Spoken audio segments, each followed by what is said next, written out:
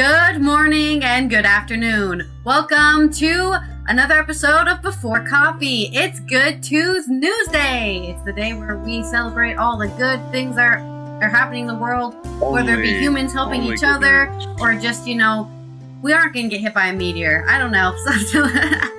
Not today. Probably not. We're not as Trump stupid as we hasn't think. died today. Whatever. Sometimes it's stuff we discover that about ourselves or about animals that we just didn't know, and some smart person out there figured it out. Either way, we've got the long lost Blues Brother here with us, and we're here You'll see. The internet's been telling me all week. That The Simpsons predicted Trump would die on August 12th, 2025. Now, I haven't found that episode, but the internet says it exists.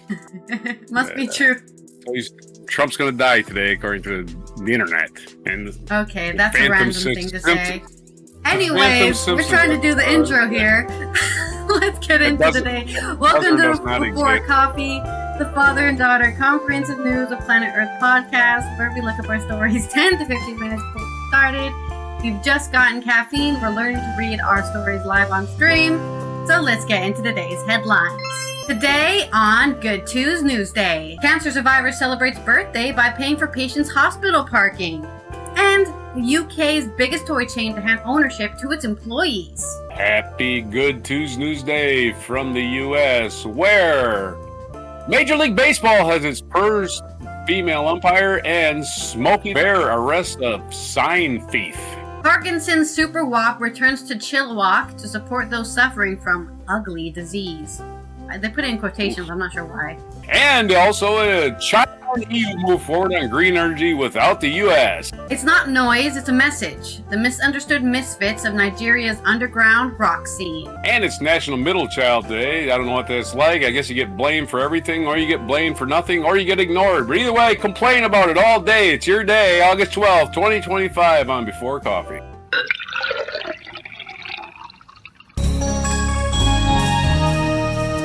Worry, I will complain about being the middle child all day today. Nobody ever paid attention to me. It's like I didn't exist. Where's the trombone? I do remember when I was younger, because I was only 6, that I felt like I got replaced when Melanie was born, which obviously isn't true. This is not a child, but that's what I felt like. So, but that's what 6-year-olds think. Right? You're not adults. I don't think that now, obviously. And I love Melanie. Okay. So. Very much. Yeah. And I'm glad she was born. But anyways. Being the youngest child, you get to spend your entire life being talked down to by morons. You don't know anything. I've been alive 2 more seconds than you. 1 week ago today, another experience of a moron, idiot brother who thinks he's smarter than me by talking down to me and telling me I'm stupid because my facts aren't good. His facts are better. Like the shit I got from the doctor. That doctor didn't go to medical school and learn his job. Wait a minute, I thought it was middle child. We need to get him on there. Though I guess you have tons of middle children in your family. So 10 middle children, I guess. Yeah, too many middle children. So I think you have to do it by the 3s, right? The first 4, the middle 4, and then the last 4. I got bruises on my head from being pounded on by a middle child, so I don't have a lot of sympathy. Well, I never I don't think I beat up Melanie. I don't remember doing it, so I must have. You'll have to let me know. Piece of my ear missing. Yeah. I got a piece of my ear missing. No idea why. No idea. Who did that? Frostbite? I don't know. The only thing I ever remember that happened badly is that we put Melanie in the bathtub and then we left the water running, and then she thought she was going to drown. She wasn't anywhere close to drowning, right? But as a baby, right? As a toddler, you're like, oh God, what'd I do? You just stand up, right? You just stand up and the water's not there. But she just stayed sitting down and she was freaking out, like, I'm drowning. Like, Melanie, just stand up. You're way taller than the bathtub. Cute children things, really. Just cute children. Well, anyway, you trauma. She probably doesn't remember. Yeah, no, she definitely still traumatized about it because she always brings it up, and I can't take away the trauma. But. How could you remember being a toddler? I remember standing in the crib. That's about it. Going, when can I get out of this crib? That's about it. That's all I remember. I don't want to be in here anymore. Also, hello, Vanka. Thank you for claiming your second spot. And hello, Yen. Thank you for checking in for today's stream. Our segue is get your pen and paper. A limerick. Oh.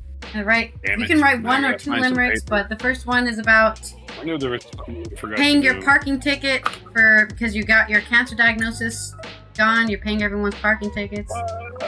That's the first one. Oh, boy. And our Good Tues Newsday. This is coming out of London on Sosk Today. Christina Locke is celebrating turning 63 by paying the parking fees for cancer patients.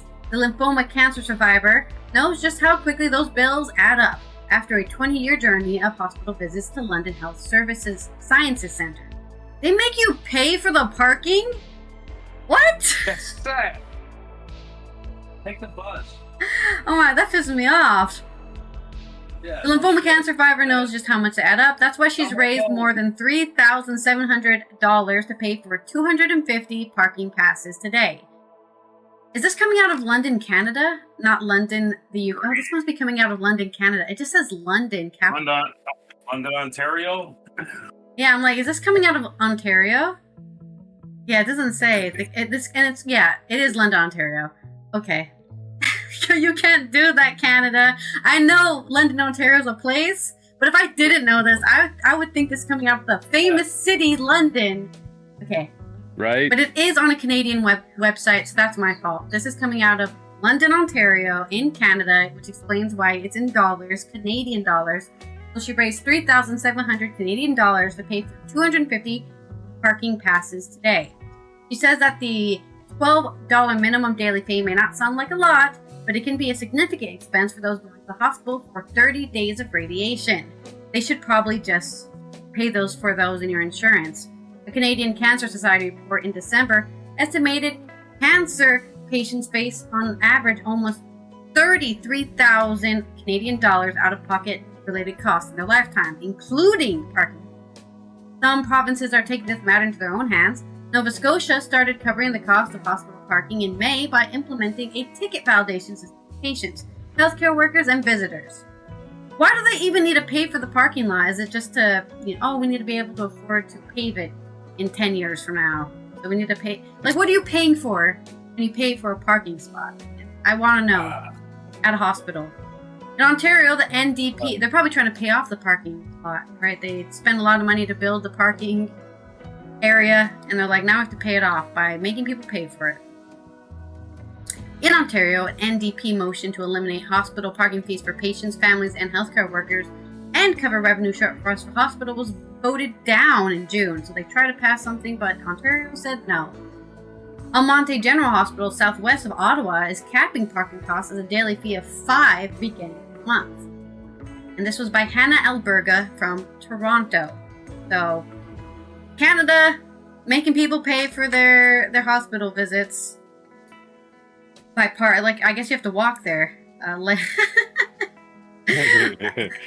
I? You want me to come to the hospital? I'm already paying who knows how much for radiation, and then you also want me to pay $12 in parking. I think that's what she said. Like on average, 12. No, sorry, that's the maximum. At that hospital she was going to, the maximum was. They can't go past 12. But that doesn't mean that all of them are 12. You need me to still talk about this? The short story. Yeah, well, a little bit. I got it almost finished. You can start the next one, man.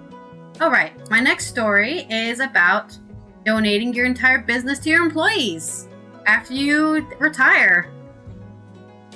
This is from Carl Matchett on The Independent. The Entertainer started in 1981 and now operates through partnerships with M&S and others, as well as its own stores.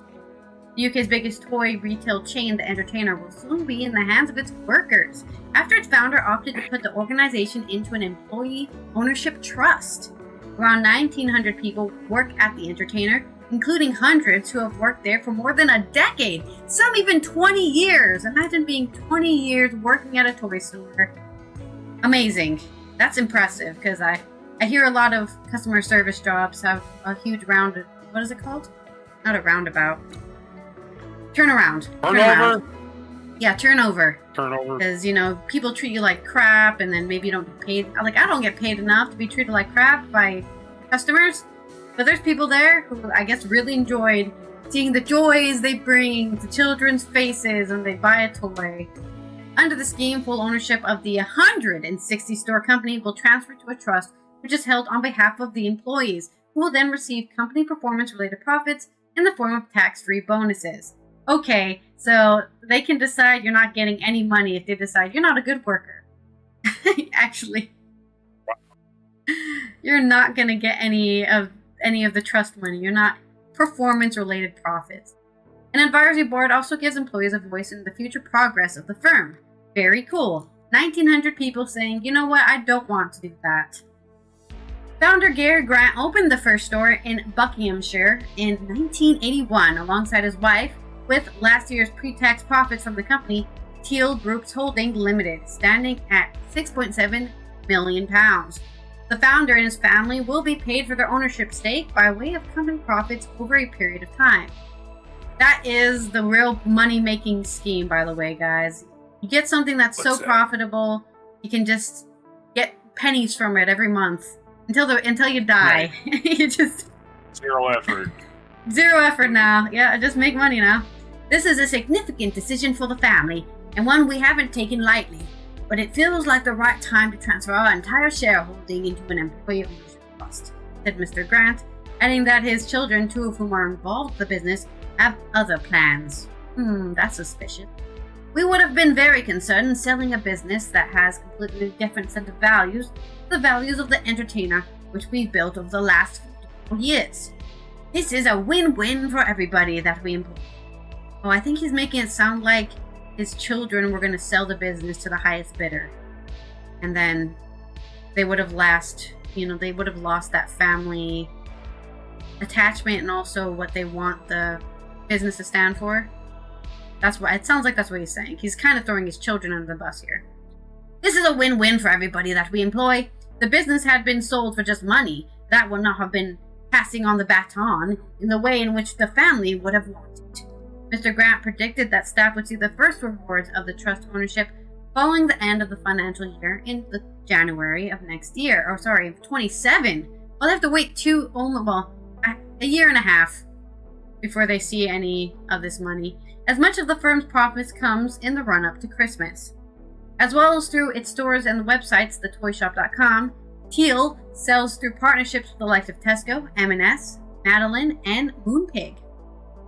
Chief Executive of Entertainer, Andrew Murphy, was appointed 2 years ago to the role as the first external leader. He will lead operational control of the firm once the transfer of ownership to the fund is complete. What the Grant family have built is a true British success story. All the impressive for having consistently championed the belief that business can be for good across the communities they serve, Mr. Murphy said. The group's operational and financial strength provides a solid foundation for future success. The clear growth strategy, a dedicated and passionate team, and fantastic product offer. That also means the people who work, who have the trust, this 1,900 people that have the trust are also kind of getting money.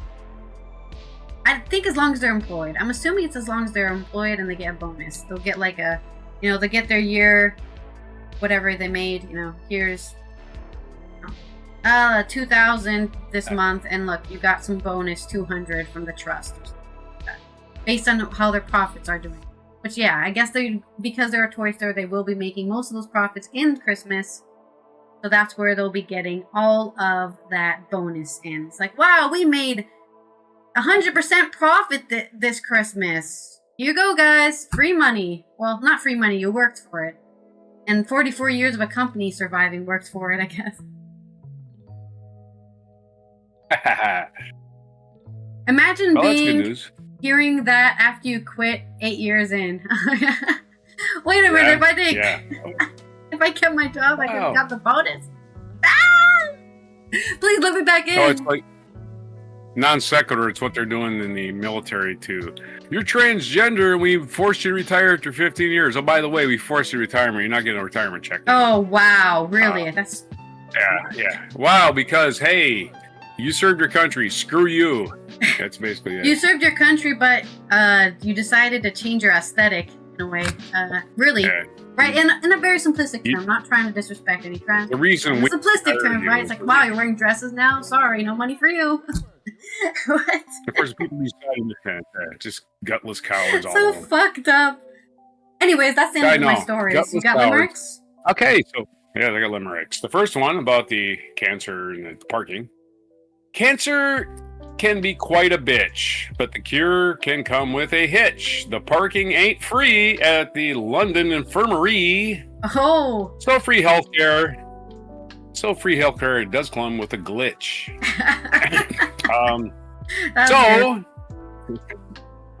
About the retirement fund. So you worked for 40 years. Wait, well, you worked for them. So you worked for them for 40 years for an employer through pain and tears. But some employees do care about your pain and disrepair as old age and decrepitude appears. Decrepitude. Love that word. That's me. I'm seriously in decrepitude at this moment. Decrepituding all over the place. All right. Next story. Good one. Go home or go. Next segue, Will, because we're done with our stories. Wasn't easy, right? I just wanted to know I had to search for a pen that wrote and quit writing halfway through. I had the same problem, so I had to put it in my useless pen drawer. Yeah. I have a whole. I have this problem where I won't throw away pens even when they don't write. What is that? Yeah, I know. You should just throw it in the bin. I did the same thing. Stubborn. Well, it's a special pen. No, it ain't. The next segue is sarcasm for your story. All right, I got plenty of that. I bought a 40-pound bag. Yes, we are making a limerick video at some point. I think Roger's the one looking at that. Yeah. Up. He's looking up all of them and saying that was a good one and making a list or something. I don't know what he's doing.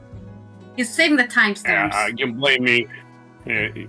I'm actually writing them down. Although I can't find the notebook today. I'll write it down later. All right, we're going to talk about good news in America. I guess we did the umpire story first. So did you spin the wheel? Yeah, spin the wheel. It's sarcasm. Sarcasm. This guy isn't paying attention to me. Yeah, I'm already doing it. Look at No, I heard you. Just like I said, a decrepitude. You got to allow for decrepitude. It isn't going to get better unless they get some wonder drug or something. TheGuardian.com, Angela Giuffrida, the dream came true. Major League Baseball gets its first female umpire. Yes, ma'am. It was, she said, the day the dream came true. Jen Powell, a 48-year-old former art teacher, made U.S. sporting history this weekend. She became the first female umpire in a Major League Baseball game during the regular season. Powell, P-A-W-O-L, Powell, could be pronounced Powell, I could suppose, whose debut came on Saturday in a game between the Miami Marlins and Atlanta Braves, was given a standing ovation as she arrived on the pitch. Supporters held up signs reading, "Powwow making herstory," and the time has come for one and all to play ball. Is she a white woman too? Reference. I have no idea. Oh, no. Okay. A nostalgic reference to A League of Their Own, the classic sports film about a women's baseball league during the Second World War. Powell told reporters, "Wow, just incredible. The dream came true. The dream actually came true today. It was pretty amazing when we took the field and it seemed like quite a few people started clapping and saying my names. So it was pretty intense and very emotional. Nobody goes to the game to see the umpire." Just so you know this. In this case, a lot of people there just see the umpire. Although MLB had female coaches and general manager, there had, until this weekend, never been a female umpire in a regular season game. I'm aware of the gravity and I'm aware of the magnitude. As long as you're aware of the strike zone, that's all you care about, right? Like I say, it can be a machine, it can be a woman, it can be a man. If they're blowing calls, they're blowing calls. You ain't gonna, right? Yeah, I mean, all we need, wait for her to make a bad call, yeah, and then they're gonna hear it. As long as they're getting the calls right, yeah. We should not note it umpires at all. They should just be there just to call balls and strikes and be obvious. Yeah, that was out. It's a tough job. It's not an easy job, and you take a lot of abuse. Growing up in Long Island, New York, where baseball was always on the television, Powell said she's always known she wanted that to change. I had it, umpiring, in my DNA, she has said. Powell begged her parents to let her play baseball when she was a child, but at the time, girls played softball, and so she did that instead. According to a profile in Athletic in 2023, I'm not exactly sure how old this woman is now. That's not necessarily true everywhere in the United States. Maybe it's true in New York. But before kids are old enough, girls and boys play Little League together, and that's been true since I've been raising kids. I don't know. Her first experience as a softball umpire came in 1990 when a friend asked her to work a game with her. Powell said she got a master's degree in painting from Hunter College in New York. Alongside sport, she worked as an art teacher. She had been umpiring softball for about 10 years before invited to the 2015 to attend one-day Major League Baseball umpiring camp in Cincinnati. That was when she realized her dream of becoming a Major League umpire within reach, she said on Saturday. I made a point to get there as soon as I could to give it my best shot. After that, she won a scholarship to MLB's Umpire Academy, saying, when I realized I could be a major leaguer, I just went for it. An interview with MLB.com in 2022, Powell says she was encouraged to attend the one-day camp after someone told her how welcoming MLB umpire camps were for women. As soon as I heard that, I went and checked out for myself, and they were right, she said. I think more women need to know it's a safe environment. It's welcoming. It's incredible. I went in 2015 and had an amazing time. Felt like it's been a long time since the 50s, you know? Yeah, and it turned out to be amazing. It was going to change my life. Despite the progress, in an interview with the MLB in 2016, the year Powell became a professional, she said she was well aware of additional scrutiny. I can control my hustle, my calls, my professionalism, but gender and color and things like that, no one can any of those. I can see why people are talking about it, asking those questions because of the rarity of women being them. But the Trailblazers steadily rose to the ranks, and in 2023 became the first female umpire to reach AAA, the highest level to play of U.S. minor league baseball. After a game on Saturday, Powell donated that hat she wore to the National Baseball Hall of Fame and Museum, which she visited as a child. She returns to the field on Sunday, which was 2 days ago. And she's umpired last night, probably. Definitely umpiring today because there's games on every Tuesday. She returns to the field on Sunday, which will be standing behind the home plate and get to call balls and strikes, which are all computerized nowadays if they wanted it to be. But there you go. There's your story about the first woman umpire in Major League Baseball. Let's have a... You already forgot. Let's have some sarcasm. Baseball's full of sarcasm. Give him some time to think. Yes, some sarcasm. Yeah. Wow, I can't believe that woman has a brain in order to call things. Wait, women can see? Right. When somebody lands on the plate? They can call strikes? Amazing. Wait, she's specifically the home base, right? So she's the one who calls if it's a ball or a strike. No. Right? They rotate. Rotate? You got a crew of four. You got a crew of four umpires. They trade positions every game. Okay. You got four umpires each base. In the playoffs and in the World Series, they have six umpires. They have two of them on the foul line. They want to really make sure they don't get it wrong in the World Series. Yeah. Now it's crazy because this is also something that reminds me of a thing, which is I went to a Dutch American football game, right? So it was here in the Netherlands, but it was American football. And guess what? Two of the refs were women. Yeah. There you go. And nobody was giving them trophies or anything, but right. It was nobody questioned them either, right? Nobody was like, you don't know what you're talking about. To be fair, it's different in the Netherlands where everyone there is worried about the sport, right? Once things are no longer a novelty, people just get used to it. You know, exactly, and that's why nobody makes a comment. And that's why it's really important to surround yourself by different experiences, so you can go, wait, this shit is not that special. I thought you were going to look up the first NBA ref. It was probably about 5 years ago, I would say. I mean, of course, probably also with when women started playing too, right? Oh, I'm going to have to type in referee. I know there's no players. There's players that try it out. Okay, the first is Violet Palmer. She became a referee in 2006. Ugh. It's been 19 years for the NBA, okay? It's so I know sad. It's been a long time, right? And the NFL, I know is more recent. When people say I was born in the wrong era, I want to be born in the era where nobody's saying it's the first woman to do something. I want to be born in that era when nobody's saying that anymore. Okay. The first American NFL referee was Sarah Thomas, and she's been doing it for 10 years. Nice. So yeah, it's been a while for the other major wins sport. again, I guess. I don't think know. hockey. Or it's NBA let's see what's the who won. NHL. So that's your other major.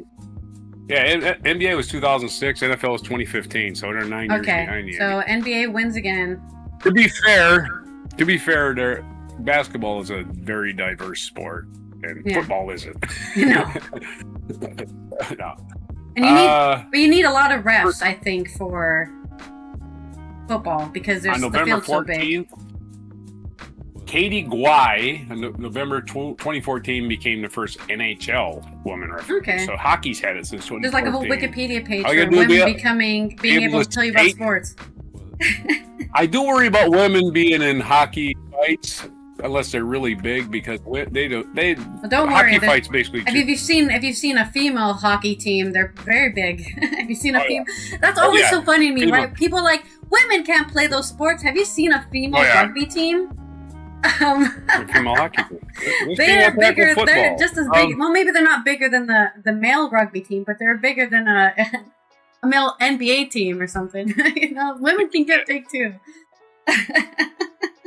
And if you've never seen a hockey fight, yes, I do. But a hockey fight is just one guy's he's got one hand on the back of the guy's jersey trying to pull it over his head, and he's swinging at him with the other. And they're both doing this, by the way. They're both blindly swinging as they got the other guy's back of his jersey so he can't hold his head up.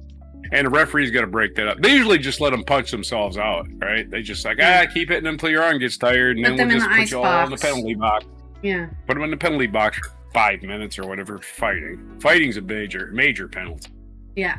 But again, if it's two guys, nobody's really penalized, so you're both shorthanded. All right, so the next story is going to be about Smokey Bear and an idiot stealing signs. This is from firehouse.com. I don't know if it's Firehouse subs, but it's Smokey Bear. Smokey Bear helps Florida police arrest man stealing his forced fire safety signs. This was from Mike Price of Miami Herald. An unusual crime spree involving stolen Smokey the Bear signs led to investigators to discover that they're being sold online for as much as $1,900. What a You mean scumbag. the one that says, fire danger today. The fire danger signs. Okay, I was just making sure. The iconic signs, which promote fire safety, were taken from Florida Forest Service lands where dangerous wildfires erupt in dry conditions. Our ag law team has a suspect in custody who traveled from Pensacola to Atlanta, stealing Smokey Bear signs from our state forest and selling them on Facebook. Boy, what a genius. I'll never get caught doing this. Florida's Commissioner of Agriculture, Wilton Simpson, said in the Facebook post. So all of our law enforcement, everybody, you just go to Facebook and we'll solve all our crimes we ever know, because that's all on Facebook. The 29-year-old suspect lives in Milton in the Florida Panhandle. That face. The closer you get to Alabama, watching them IQ points drop. And was arrested on nothing against Alabama. Actually, everything against.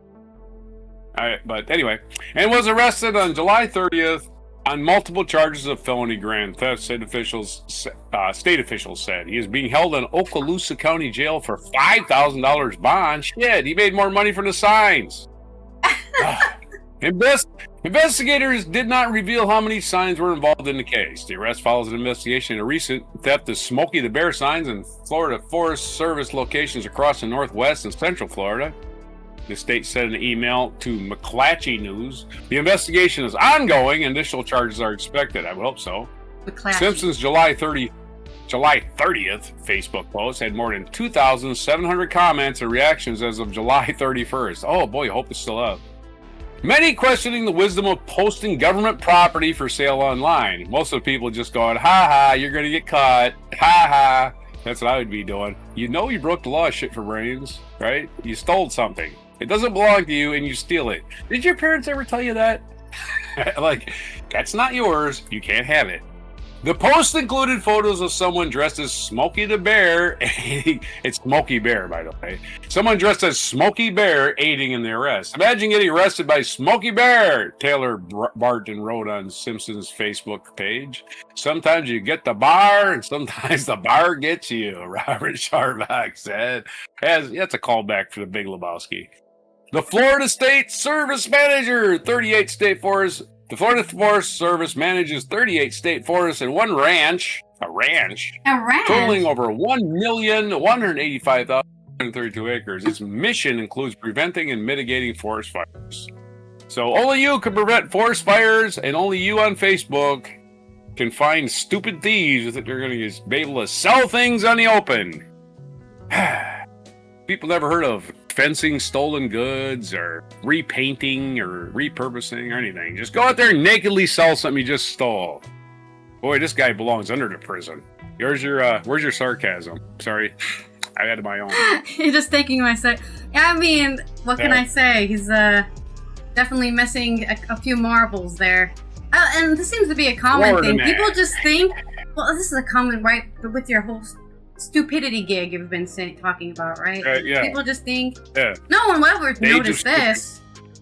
No one will ever find me. Yeah. You do the most obvious crime, and then if I just pretend they're not going to catch me doing the crime, how can I get in trouble?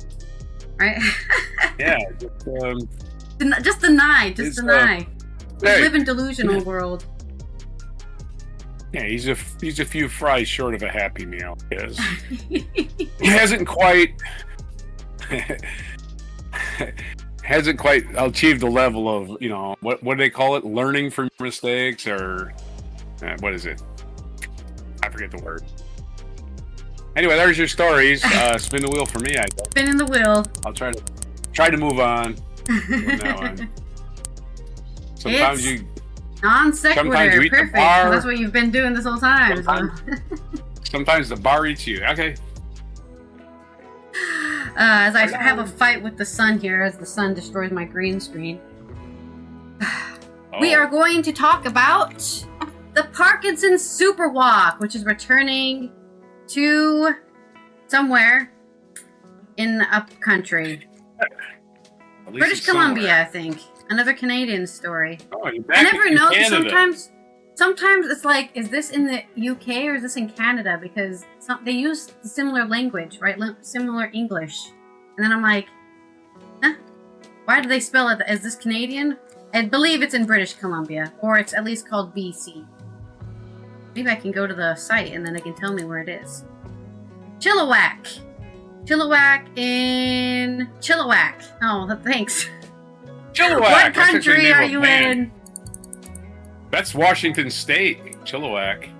Or it might be Vancouver. It's by Vancouver. Okay, there you go. It's in Canada, by Vancouver. Washington, or Vancouver, Canada? It's north. It's north of Washington, east of Vancouver. Chillwack. The Chillwack Parkinsons Superwalk.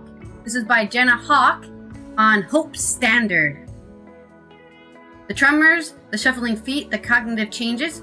Christine Jewell of Chillwack knows firsthand what people with Parkinson's disease suffer from. Her husband Jim was diagnosed with the disease in 2009, died in 2021. He loved nature shows and history shows. Jim built race cars and a 2-seater plane. He didn't have time to get his pilot license, so friends would take him flying in it. He also built radio-controlled airplanes and very intricate model ships. Wow, must have been terrible to get Parkinson's when you're doing stuff like building intricate models. Sounds awful. You're trying to, hold the pliers or whatever, just shake out of your hand. He was a very, very talented and very, very intelligent man, and then Parkinson's just kind of took all that away. It's an ugly one. Jim deteriorated pretty quickly at the end and had some of the worst symptoms. He was also diagnosed with Lewy body dementia after his Parkinson's diagnosis. For the last years of his life and to this day, Christine has helped with the Parkinson's Superwalk so people like Jim and their families could have access to support and the care they need. Superwalk gives Parkinson's Society British Columbia some of the funding it needs to continue as an all-important resource it is for people with Parkinson's.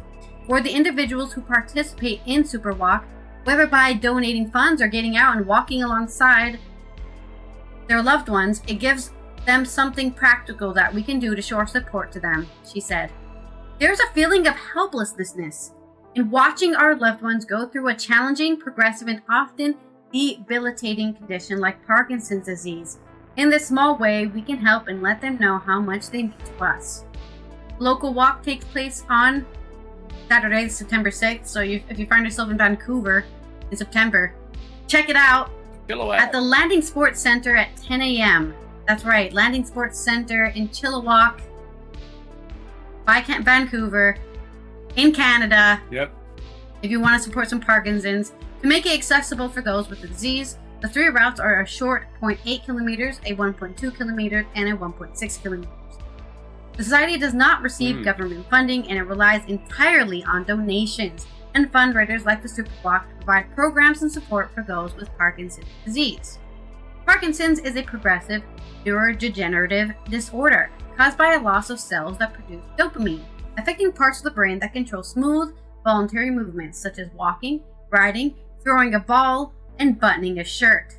The loss of dopamine also causes a number of non-motor symptoms, including depression, anxiety, sleep problems, fatigue, pain, cognitive difficulties, and more. Woohoo! Sounds like a great thing to experience.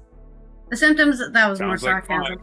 The symptoms of Parkinson's typically appear when more than half of the dopamine producing cells are lost. I must have a loss of I must have loss of dopamine. I have trouble using my hands sometimes, but I don't have Parkinson's. That could be just arthritis. No, I don't think I have arthritis. Though I do have hyper mobility in my fingers. You're not going to necessarily feel arthritis. It's a numbness, right? It's not necessarily. Oh well, I definitely feel my hands. Yeah, but I'll worry about it when I'm 50. Once in a while. Oh, why can't I do anything with my hands? I should have done physical activities. There's rheumatoid arthritis. Yeah, maybe. You got arthritis like me, bone spurs in your spine, and it's really painful. So I don't think that's it. I mean, I do a lot of yoga, so my hands are actually really strong. It's really increased my grip strength. We're getting that oil running in my joints. Christina's used countless resources and services offered by the Society. She attended regional conferences, watched videos, went to facilitators training, and attended a speech clinic with Jim. The Society supported her family while Jim was still alive by being the first place they could turn to for answers, for practical tips, and solutions like exercise resources. The Society offers day-to-day support to people with Parkinson's. Not a lot of people do that, right? Talk to us in a month, you know? No, well, you call us today and we'll help you today. Progress. Yeah. Plus relevant, succinct resources for not just those with the disease, but caregivers as well. They are constantly researching and providing new programs and new ways to help people. Money also goes to research, education for doctors, and therapists who treat Parkinson patients. There are huge advocates, whether it's financial support for people with Parkinson's, whether it's legislative changes that might help, pharmaceutical changes. Those are all things that they get quite involved in. I wonder if they help pass a law for CBD. I remember back in like 2010s, right? CBD was the new thing on the market, but we weren't allowing it in the US. But I remember watching a documentary in Canada where they were like, yeah, you just rub CBD oil on like their skin and then they calm down, right? They have a different reaction and stuff. And I wonder if they help. CBD's legal in every state now. Yeah, but I'm just saying back in 2010s it wasn't, right? It was still seen just as illegal as THC, even though it's not THC. Right? It doesn't do the things weed does. Any part of the weed plant was considered illegal. For 45 minutes. Yeah. Terrible time. I'm glad we've progressed past that. Anyways, she pointed out one treatment called deep brain stimulation, where electrodes are inserted into the affected part of the brain to alleviate symptoms. And she said it has been life-changing for some patients. Up until recently, it was only being offered by one doctor in British Columbia with a years-long wait to see him. So what do? They probably got some money and trained up some more doctors to do it, right? Parkinson's Society had been advocating to get another doctor through the BC health system and finally did. With all that Parkinson's Society BC does, there's still only a small turnout every year for the Superwalk. All right, Everyone needs to get there. Maybe you can just drive to Vancouver. I'm coming for the Superwalk, and you can do on-site reporting. I'm here at the Superwalk. 5,000 miles of British Columbia. Kidding me? I'm just saying, I definitely can't get there. Right. When I lived in Oregon, maybe I could take a train there, but not anymore. The Superwalk needs more people. They have a small turnout every year, and Christine believes it's because there's no general knowledge of the disease, or that the Superwalk is even happening, probably. I don't think a lot of people know about Parkinson's unless they're affected by someone who has Parkinson's, or they know who Jamie Foxx is. He's the famous Parkinson's. Michael J. Fox. Michael J. Fox, sorry, not Jamie. Actually, I think something happened to Jamie Foxx too, but maybe not Parkinson's. He went blind in the movie Ray Charles. He went blind. No, I think he actually got sick with something because he was sick for a while. Point is, sickle cell. If you know about Michael J. Fox, you know about Parkinson's, but if you've not heard about it, you probably don't know about it unless lots you know of other famous affected. people got it too. I don't think anyone who's not affected by it is directly really understands the enormity of the disease, or they just have apathy. I don't know anybody with the disease, but I can understand not being able to use your muscles to be a very detrimental experience to living. The good news about Parkinson's is your name is Jake. You have an automatic nickname. Yeah. Shaky Jake. Is your automatic How much nickname. of an impact it has on people's lives? It affects digestion, sleep, eating, your bowels, everything. If there's a muscle involved, Parkinson's got you covered with making it not work at all. Yeah. Parkinson's disease is a hard thing to deal with, and so is a fear of the unknown. Learn all you can about Parkinson's disease, but don't let it scare you, she said. Worrying about it can't change anything. If you worry and whatever you fear doesn't happen, then you've wasted energy worrying for nothing. Use the energy to exercise and do anything you can to be as long as you can, to be well as long as you can. Approximately 17,500 people are living with the disease in British Columbia alone. So that's not even the whole world. It goes up by about 1,000 people every year, so it's increasing. Probably, a lot of people are thinking it's because of lead poisoning or something. You know, much lead and stuff. The provincial goal for the walk is to raise 300,000 300,000 Canadian dollars. In Chillwack, a few $1,000s are raised every year. Christine said her favorite part of the walk is seeing friends and family members of people with the disease who are there to give support. Raising the funds to help Parkinson's Society British Columbia is great, of course, but the emotional support and understanding is even more important. Her advice to the diagnosed with the disease is to talk about it. Most importantly, don't hide it. You may feel self-conscious. When others know that you have a challenge like Parkinson's disease, I found that they go out of their way to help. Be patient and to accept that you may just need a little more time to do things or to figure things out. Accept that help. So, here's the details. If anyone finds themselves around Vancouver in September 6th, it's at the Landing Sports Center at 45530 Bandina Avenue. Registration is at 9 a.m. So if you get there early, you can already register, right? 1 hour early, you can register. You don't need to even register early. If you would like to donate, because you're not going to be in Canada, go to support.parkinsons.bc.ca and then look for the Superwalk, and you can go there to support and donate any amount of money you want to support the Superwalk. So check out parkinsons.bc.ca for more about also Parkinson's as the disease itself, how they've been supporting people. Also, there is a support group that meets at Chillwack on Tuesday of every month in the Landing Sports Center. So if you live in Vancouver and you didn't know there was a support center, you can go check it out every Tuesday of every month. The second Tuesday of every month, which I guess already happened. No, I guess that's today. Today was one of the meetings. We're the community billboard for Chillwack, Vancouver. Yeah. It has both caregivers and people with the disease, and it runs from 1:15 to 2:45 p.m. And often, neuroscientist Mark Everard is there to answer questions. So they even have a neuroscientist every second Tuesday of the month out there telling you this is what Parkinson's is. If you think you have oncoming symptoms, or if you know somebody needs support. Look at that. Positive movement for change, and not asking for anything but support. Good job, Christine. Still going even after her husband has passed away from Parkinson's. She's still going and fighting the good fight. Good for her. She gets a Before Coffee Gold Star. Wish I could give you more than that. Typically don't care about something until it affects them. So Yeah. I guess the non sequitur. British Columbia.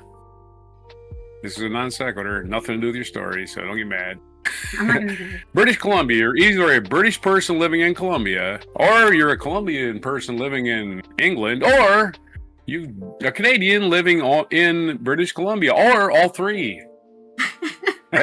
You can be a Canadian living in Colombia who's from British Columbia, and you could be a British Columbian in Colombia, or you can be. Well, anyway, I can just keep on going for 5 minutes. That was my long. It's going to be longer than your story if I keep going. It's a pretty wild province name for sure. If somebody tells you they're a British Columbian, be careful what you think they are, because they might be British, giving them living the in wrong, Colombia. They might be Colombian living in British. They might be on crack. Canadian. They might be selling cocaine. We don't know. Who knows what they're on, man? Either way, means give they're probably money British till it hurts. Columbia. It means they were on something, that's for sure. Okay. Parkinson's typically only affects people who've had a lot of age on them, but it does affect young people sometimes. It can affect young people, yeah. That's why, I mean, they still don't really know what causes it. The wheel? Like I said, there's thousands of theories, but they still don't really know what causes it. The segue Next reminds me of the story song, so remind me of something. So I got my story now? Yep. Okay, my story. That story was so long, we don't need to talk about it anymore. All right, we'll try to rip through this one. This is from Forbes.com. China and the EU move forward on green energy because the United States is being run by a complete moron who works for Russia. So he's not interested in doing anything that helps anyone except his own self. This is from Wesley Alexander Hill from Forbes.com, who I very rarely go to. We'll see how good the story is. It might have a bunch of lies in it. We'll try to detect them. A highly anticipated summit between China and the European Union took place in late July in Beijing, and the resulting tension was even political analysts, the word is analysts, anticipated. President Xi Jinping, European Commission President Ursula von der Leyen, and European Council President Antonio Costa all struggled to find common ground. Yeah, this is going to be slanted towards the look at this, humans can't get along, we're doomed. That'll be from that, right? I guarantee it. It's because it's Forbes. Again, Forbes is a oligarch's newspaper, but hopefully maybe they got some reporters there that aren't completely, sucking up the fascists. Council President Antonio Costa all struggle. They all struggled to find common ground. Chinese leaders were unable to conduits to bypass U.S. tariffs while splitting the Western alliance, in part because European leaders insisted on the condition that China stop supporting Russia first. Seems like a rational thing to say to me. I don't think that's something you insist on. I don't think it's irrational. Again, they're slanting their reporting already. To make matters worse, CNN reported that European leaders were unwilling to accommodate China on critical minerals initiatives and trade imbalances. Despite this strategic stalemate, there was one area of notable cooperation: green energy. The two sides issued a joint statement agreeing to accelerate the development and deployment of green energy technologies and reaffirmed their support for the Paris Climate Agreement, which Stinky the Clown administration has withdrawn from because he thinks he's living on a planet, which he is in his mind, as all Trump voters are living on a different reality than the rest of us. They're out there, who knows what the hell they believe. You can't even contradict what they believe, because they're going to change it 5 minutes from now. That's how fucked up this country is. All of these assholes were demanding the Epstein files. By the way, release the Epstein files. 2 weeks ago, they're all demanding it. Now they're like, oh, there's nothing in them. There's nothing to say. Oh, Don't worry about it anymore, guys. 5 years of, oh boy, those poor children. Now, poor children, because Trump's name is in it. For both Brussels and Beijing, the cooperation presents a shared opportunity to make an imprint on the international system, while the current U.S. policies abdicate. There you go. And there's some reporting. Abdicate the North nation's previous role as global innovation leader. Again, the United States, the biggest polluter. And so all these other countries, China is going green way faster than us. Europe gains leverage over the U.S. by signaling it has strategic autonomy and maintains a source of cheap imports, which are vital for Europe's state-directed green energy transition. China maintains a lifeline to many advanced economies and export markets for its affordable, mass-produced green tech, such as solar panels and electric vehicles. While both sides made modest gains during the July summit, and this by no means represents Brussels capitulating to Beijing, China has clearly gotten a better deal. Okay, that's somebody's opinion. Through this deal and others like it, as the U.S. lurches towards climate isolationism, distrustful of prevailing science. Oh no, not science! Don't hit us with that! We gotta learn some other way, somehow. China is poised to increase its influence in key areas, including green energy, through its multilateral economic and renewable energy. China may soon become a renewable superpower as the Asian is already the global leader. Production, accounting for 40% of its world renewable energy capacity, investing $818 billion in green energy in 2024. Wow, that's like half the budget of ICE in the United States. You're typing on the keyboard. I can hear it. It's really loud. Sorry. I was looking up hit songs about climate change. I hear you. I'm just, I don't know if it's interfering with anything else, but I hear it. Between January and May 2025, China installed enough wind and solar power to generate as much electricity as Indonesia or Turkey. That's just in 4 months, dude. In only the first few months of 2025, the think tank Ember Energy estimated that China has produced as much solar capacity as in all of 2020. That's this year in the first 5-6 months. Demonstrating the speed of Beijing's green energy development. Record-breaking solar and wind installations are only the tip of the iceberg. It's really enjoyable to watch how China's kicking our ass economically, considering the fact that we're going to put down communist countries for never being able to do anything. And there they are, communist country doing stuff. Even though we don't agree with their system, they are getting shit done. And our little fascist country here with our little fiefdoms of rich people running little government agencies is never going to get anything done. They're just going to steal money from the government. I just hope everybody knows they're actively stealing money from the government as we sit here and getting nothing accomplished for anyone, especially the idiots who voted for them. China is also committed to increasing the population's reliance on nuclear energy. Beijing has set out to become the largest nuclear energy producing country in 2030. And guess what? We ain't going to stop them. A goal is on track to meet. Currently, China has 58 operable nuclear reactors, fewer than the U.S. is 94. However, it took the U.S. 40 years to create that nuclear capacity. In the last 30 years, the U.S. has successfully commissioned only a single nuclear power plant, which was years behind schedule and billions over budget. Nuclear energy is safe until you got to dispose of the waste. That's the only problem with nuclear energy. Meanwhile, China's nuclear reactors are newer and more efficient than most American ones, which again, the newer nuclear power plants, as we've learned, are not threatened with meltdowns like the older ones do, which were mostly constructed in the 1960s and 70s. As part of the initiative, Beijing is pioneering the development of small modular reactors, which are a fraction of the size for traditionally centrally located reactors, which can be assembled in a factory before being shipped elsewhere to begin generation. We've created small nuclear power plants before and we've sent them into space. So it's nothing new about that. China's Linglong 1 is the world's first operable commercial SMR. Within the second being in Russia. Even Russia's kicking our ass in this. The U.S. first commercial SMR is not expected to come online until 2027. These are new nuclear. Linglong 1. I love the name. Images of that's a picture caption. The benefits of these Chinese investments and accomplishments go beyond the self-evident rationale that cheaper energy means a stronger economy, energy policy, and high-tech energy component exports provide China with an opportunity to move up the value-added chain for exports and reshape the evolving international energy. And you know what China's not doing? They're not raising tariffs on other countries. Ha! Look at that. They're operating free trade, a totalitarian dictatorship. Is doing better on capitalism than we are, isn't it? China is exploding an opening by the U.S., disengaging, abandoning European allies in a joint energy initiatives. Approximately $8 billion worth of climate tech projects in the U.S. have been downsized or canceled in 2025. The MIT Technology Review reported, all while China and Europe continue to expand cooperation in the field. Yeah, we're being run by a complete fucking clown. While China has made considerable strides in green energy, it is essential to remember that China is not a green utopia. Nobody's saying it is. Why would you think that would be my conclusion? I have no idea. You must think I'm stupid or a child.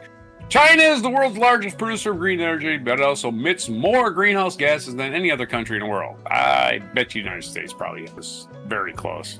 I would say China might be there, but I think the United States is.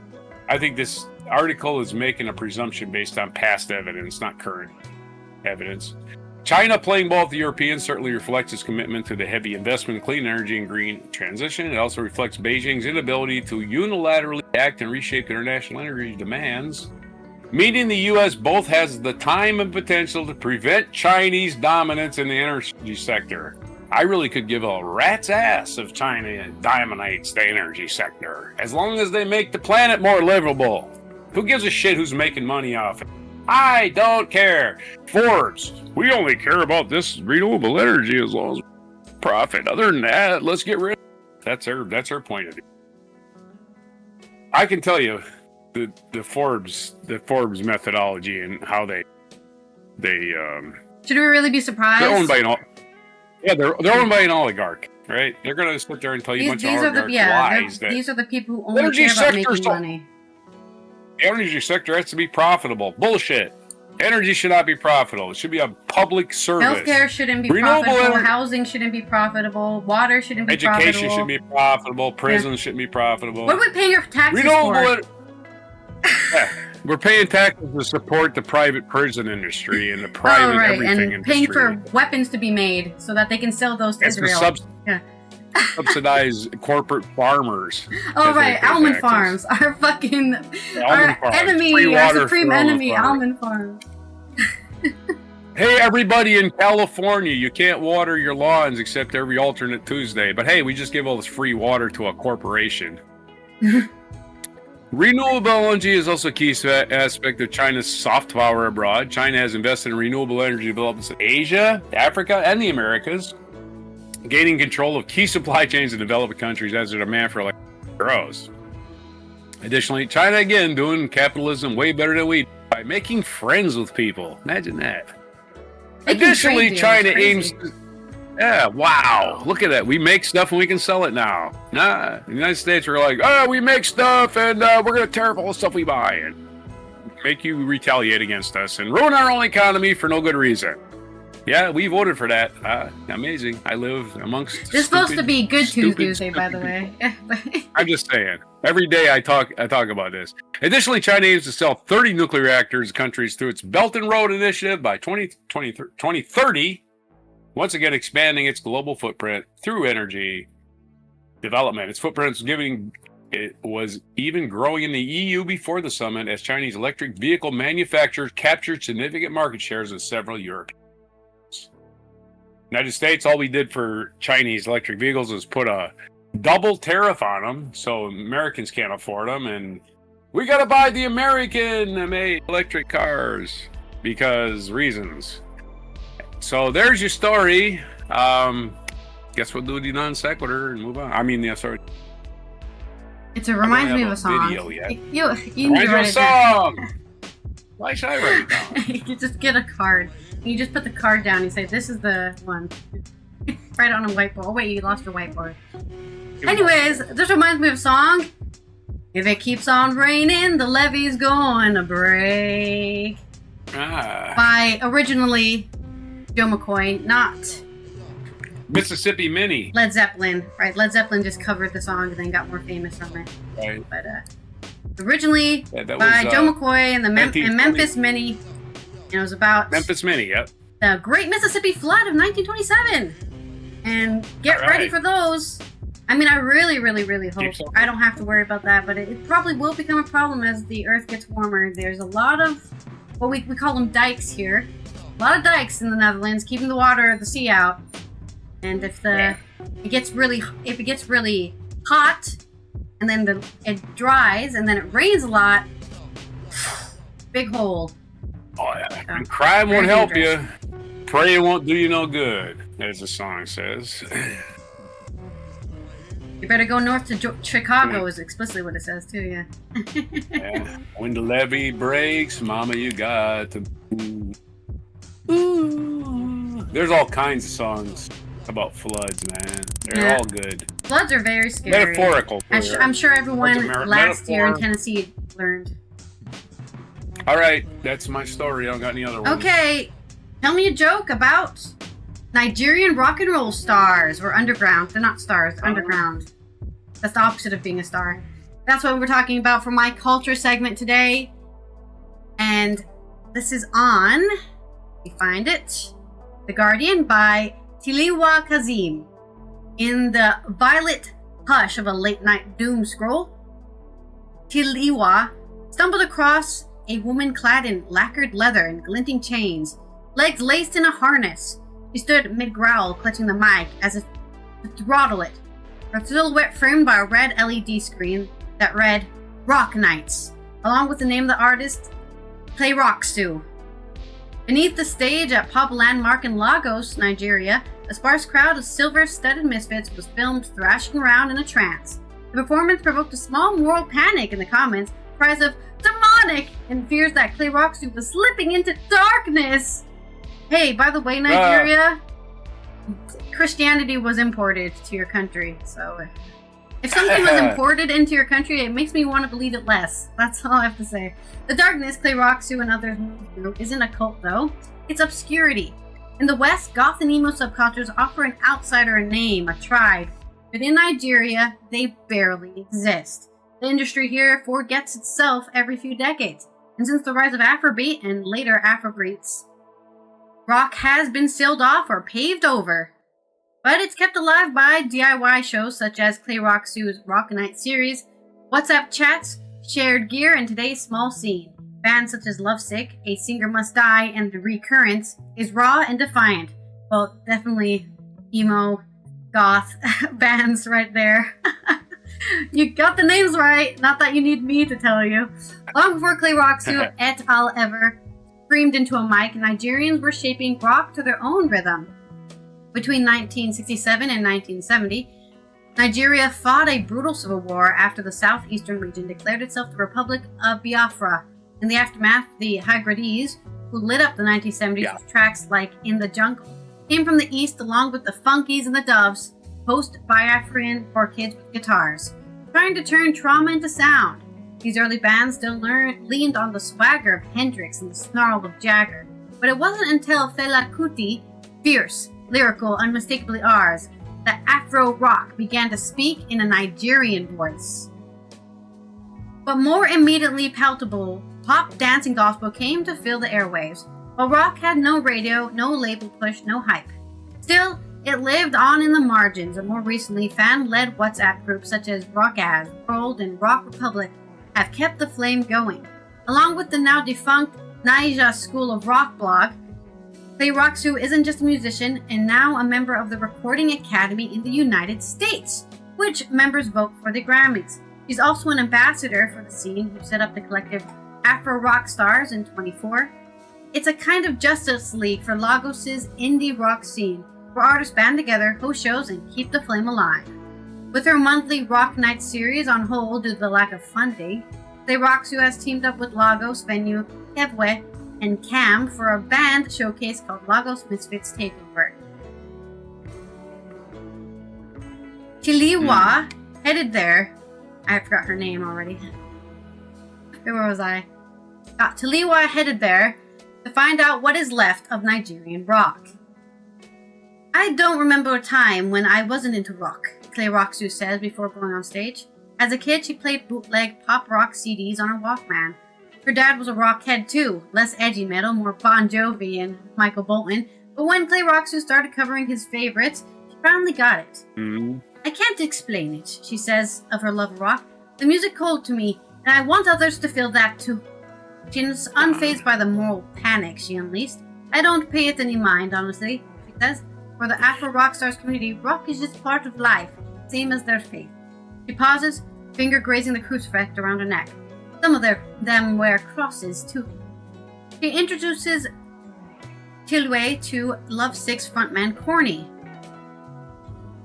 His name is Corny, which, for anybody who's not initiated into Black American lingo, calling somebody corny is an insult.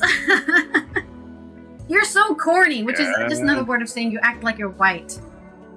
In Southern America, you're corny. Anyways, a 30-year-old soft-spoken man with a bald head and a Jason Voorhees-style hockey mask clipped to his pants his lucky charm. I bought it in the night we won the Battle of the Bands, he says, referring to a Lagos event late last year, which was Lovesick's first ever live performance. I used my last cash to buy it from a vendor who said everything she sells is blessed. I wore it, played, and we won triple what I paid. That's pretty good. That definitely makes it lucky. He looks every bit the nerdy IT solutions guy, but that changes when he takes the mic, brow suit guiding, a track whose lyrics are, I've got 5k Naira, which is about 250 pounds. Sorry, 250 pounds. Just 250 pounds. 2 pounds. I've got 5k Naira left in my bank account, are about surviving Nigeria as a broke youth. I've never had any money in my bank account because I didn't get a bank account until I was 14, I think. The sound of the venue is rough, but we can't wait for perfect sound like Afrobeats, Corny shrugs. The show must go on. His voice is guttural, sharp, sometimes screeching, scorched. I taught myself back in 2011. Just mimicking my favorites. This is why it's called Corny, sorry. Corns, Jonathan Davis, Linkin Park, Chester Bennington, asking Alexandra's Danny Warsnop. Now he cycles through screams, growls, and pig squeals. It's not a noise, he says, it's a voice. It's a message. Also playing at Kevway and Cam is brother duo A Singer Must Die. Hope you all are ready to die tonight. One of them deadpans into the mic. The venue's walls are lined with portraits of legends like Oliver Deku and Fela Kuti, watching over the night's rising acts. A Singer Must Die's set feels distinctively Nigerian, rock as the vessel, but with a message rooted in lived experience. It's all about feelings and experience, social issues, the brothers tell me. The song Corazon, for instance, was born from a toxic love story and the fear that leaving would hurt more than staying, which is also the word for heart in Spanish. Phones light up during Lovesick's set, and again for Clay Roxu as fans look to prove that they were here. Xavier, a fan of Lovesick, said he's been in the rock for about 13 years. He first heard it on Need for Speed and FIFA, and it hit him like nothing else. Power chords and riffs breaks from traditional music patterns. They're chaotic, but beautiful, he says. It's in place as chaotic as Nigerian. Rock helped me make sense of it all. For this crowd, it isn't just music, it's making a space feel seen in a country that doesn't reward difference. Even if you don't sing rock, Clay Roxer tells me, you can still be one of the cool kids with us. A Singer Must Die also has a new EP out if you would like to listen to some Nigeria, emo, goth, rock music, which will release on the 25th of August. So there is your little clue in to a music genre you haven't heard of, probably, or maybe you have and you didn't realize it. And good luck to keeping the Nigerian rock scene alive to everyone out there, including Clay Roxu, who's, I guess, rolling out the red carpet for it every month or every week. I don't remember. She said she has rock nights, but it didn't say how often they happen. But I guess if you find yourself in Nigeria, check it out. I've always wanted to go to Africa, but now I don't have money. Give me your segue. Tell me a joke about Nigerian rock stars, I guess. Okay. All right. There's a rock and roll concerning Africa joke. I had to look for a few. One was a little long. Okay, this one says, I learned today that 3 of the guys who performed on Rosanna in Africa for Toto also played on Dust in the Wind. The music journalist asked them why they joined the new band, and they said, Toto? We aren't in Kansas anymore? So there's your terrible rock and roll about fun. Africa, yeah. The other one was actually kind of long, but it was funny. It was like the British discovered digging down 250 years. I'll paraphrase it. I'll shorten it. The British dug down 250 years and found some copper wires. And we've established that the British had telephone communications 250 years ago. The Americans, not to be undone, dug down 300 years worth of soil and found more copper wires and said, aha, the United States had the phone before UK. And that was 300 years ago. Nigeria, not to be outdone, dug down 350 feet, found no copper wires, and declared that Nigeria had discovered wireless communications 350 years ago. Damn! Wow, amazing. A long way to go for a joke, but it was funny. I mean, I've told longer jokes, right? I've told plenty of longer jokes. Right. Oh, this was longer. I had to cut it short. Oh, yeah, you really like, well, Professor Jim Johnson of the Institute of MIT, blah, blah, blah. Oh, yeah, they gave him all these names, yeah, okay. Somebody decided to be Norm Macdonald in the joke, right? He had to give everybody a name and a personal history and shit. It's like, God, tell a joke already, man. All right. The next story. Next, I'm sorry, this day in history. And I sent you a video, hopefully. Alliteration headline. Sent you a video. All right, we're looking at your forehead right now. Here. Okay, I'm still looking at scrollage. A lot of scrollage today. All right, this is going back into this day in history of the violence, and it is all good news. 1676, Metacom, also called King Philip, intertribal chief of the Wampanoag, was killed, ending the conflict between Native Americans and English settlers known as King Philip's War. I don't think it ended anything. Wow, remember when we just assassinated leaders we disagreed with? 1676. That was last time, any invaders actually fought for anything. Sure. That stopped the violence completely. Ended that complete... Stop lying. That didn't stop anything. 1851, Isaac Merritt Singer patented the first sewing machine and formed the I Am Singer and Company to market the product. So back then, you had needle and thread, and you had to... Oh, yeah. Plus, they were powered by feet. You didn't need electricity. I remember having one of those old sewing machines when I was a kid. I'd play with it until I got yelled at. Stop pumping that thing. It's fun. 1881. Oil. Right. There's no thread in it. I'm not sewing anything. It's just going up and down. 1881, American filmmaker Cecil B. DeMille. If you don't remember him, he's from. If you remember Blazing Saddles, where. Oh yeah. The Waco Kid. I must have killed more people than Cecil B. DeMille. One of those anachronisms in that movie, because Cecil B. DeMille was born in 1881. Around the time, he's probably 10 years old when that was supposed to be taking place. American filmmaker Cecil B. DeMille. Yeah, maybe he had. You don't know his personal history. He was a cinema legend known for using spectacle in such movies as The Ten Commandments in 1956. He was born in Ashfield, Massachusetts. Happy birthday to Cecil B. DeMille, that mass murderer. 1883, the last known quagga, a type of zebra native to South Africa, died in the Amsterdam Zoo. Why didn't they take care of it then? Preserved. Yeah, it's like they couldn't find a mate, and that was the end. 1887, Austrian theoretical physicist Erwin Schrödinger, we know him, he cat in a box he wants you to know about, who shared the 1993 prize. He was born in Vienna. Happy birthday to Schrödinger.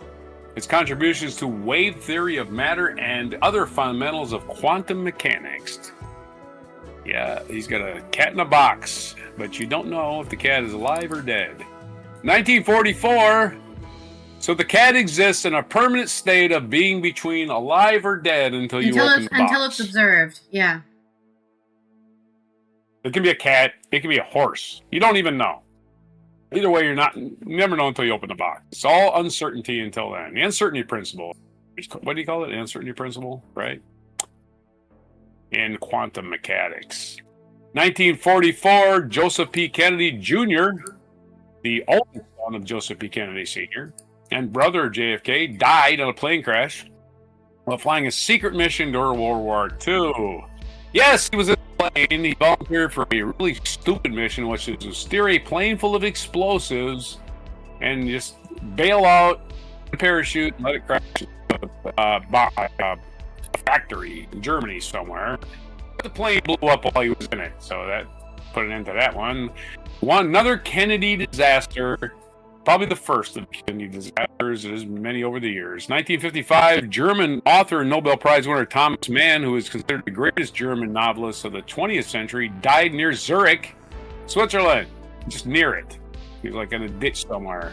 1961, East Germany began construction of the East Berlin Wall.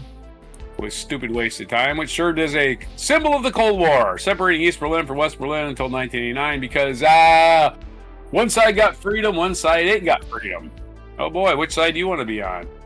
1966, during the press conference, John Lennon of the Beatles apologized for saying the band was more popular than Jesus now. The protest comment had sparked protests and album burnings. National Vinyl Day, so... As usual, I guess the people back on completely normal reaction from Christians. Supposed Christian, alleged Christians. Yeah, my faith in Jesus is so strong it can be destroyed by a pop star. Wow, look at you. You're so special. How about this? Keep religion to yourself and we don't give a fuck. How about that? Hey, that's a good little plan. Again, Jesus, don't give a shit. Jesus probably never existed. At least the Beatles we know existed. In fact, two of them still walking around. Yeah, you can go and touch them and talk to them and everything. 1990, the most complete and best preserved skeleton of a Tyrannosaurus Rex was found in South Dakota's Cheyenne River Sioux Reservation, and it was nicknamed Sue after Susan Hendrickson. Not Sue after the Sioux tribe, but Sue, S-U-E. The paleontologist who discovered the dinosaur fossil. Oh, you get a dinosaur named after you. T-Rex. The Sue the T-Rex. 2014, Lauren Bacall passed away at the age of 89 as actress known for her portrayals of provocative women who hid their soft core underneath a layer of hard-edged pragmatism. Hard-ass old Lauren Bacall passed away at 89. And she was a hard-ass the whole time. Don't talk to me. I'm not your frail little girl. 1877 is our featured event. Thomas Alva Edison took credit for the invention of the phonograph. On this day, 1877, American inventor Thomas Alva Edison patented the phonograph, and his early recordings were indentations embossed onto a sheet of tinfoil by a vibrating stylus. So it's National Vinyl Day, even though the first recordings were just on tinfoil, not vinyl.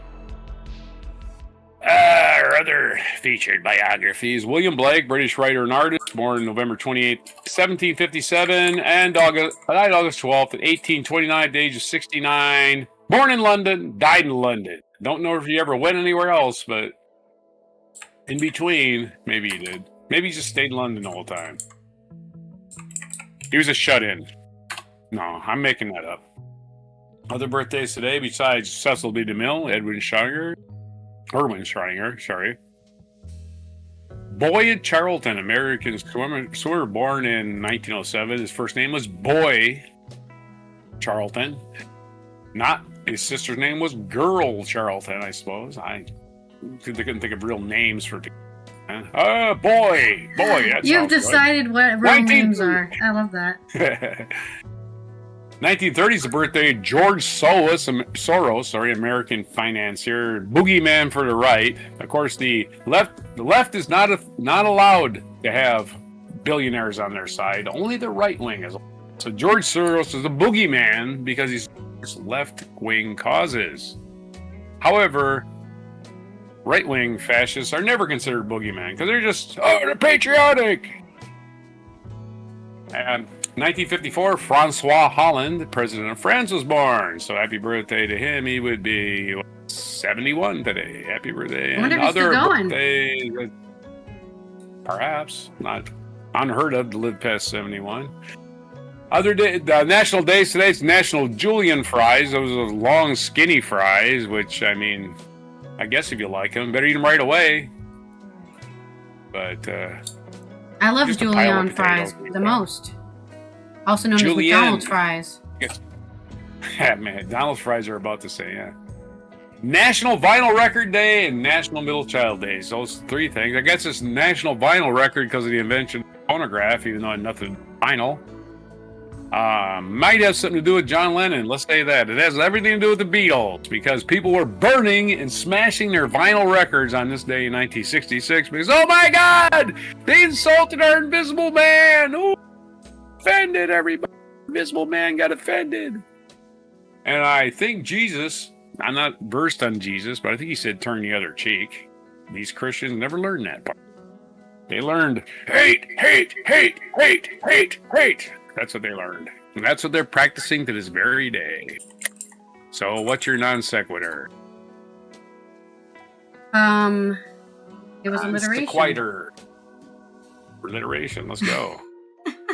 You think every time it's non sequitur. It's so funny. I don't think I've got that. What did once. I say? I keep saying non sequitur instead of segue. I keep saying instead of segue. Never mind. Whatever. It's okay. For our alliteration headlines, we got 3. Here's Thomas Edison's groundbreaking phonograph perfectly preserves profound performances, echoing elegance through every elegant etching. Sheesh. That one's a bit. That was a bit. Savvy Soros silently stirs the seeds of supporting society while suffering insane secret situations. Or as I like to call them, conspiracy theories. Wow, he gives a lot of money to help people. He must be evil. Yeah. That's evil now. Oh my God. All oligarchs got to be just supporting fascism. Or they're not good for us. And then finally, marvelous middle members make memorable moments on Middle Child Day. There you go. Say it again. It shut off on me. It cut off. Marvelous middle members make memorable moments on Middle Child Day. Oh, my lips hurt from saying that so many, so many M's. All right. I guess that's there we go. And that has been another Good Tues Newsday of looking at Roger's forehead. When you bend down like that, we see your forehead. And we will see you. Sorry. We'll see you tomorrow for Wacky and Weird Wednesday, where we're going to cover all the wacky and weird news we've been able to find since last Wednesday. I've already got 2 stories about plane people and animals and robots, so make sure that you are following us, subscribe to us, or have those notifications turned on so you don't know when we go live and post a video. And here is our mic drop moment. All right. We get on to the Beatles arrived in the Japan Beatles today were so as popular the tour of the Far East continues. More popular across the Pacific in the United States, a furor is developing over comments John Lennon made. And he said it in, I think, in Christianity Australia. will grow. It will vanish We're and bigger shrink. than Jesus. We're more popular than Jesus. We're safer here. Here in Tokyo, violence broke out when right-wing fanatics demonstrated against the Beatles. In Tokyo, even. Oh, no, not the Japanese Christians.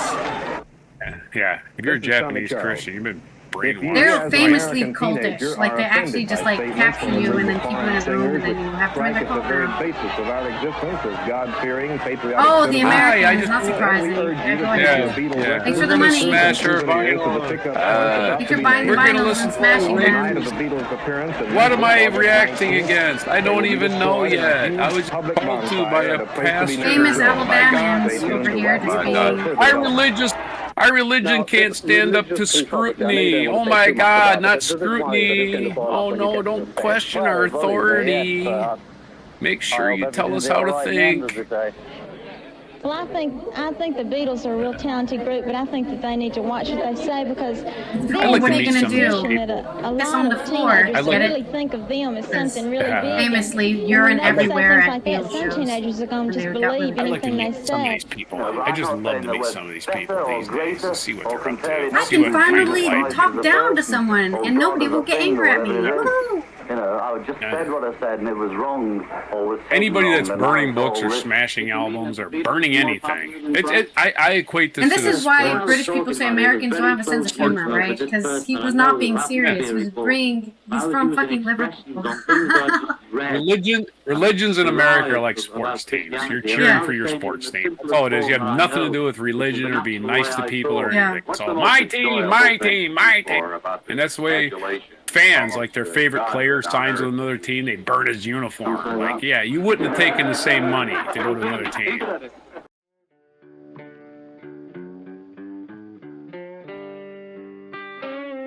Be sure to hit the like, subscribe, and notify buttons. And follow our other channels, Toxic Alley, History of Gravy, and Scratchy Old Records.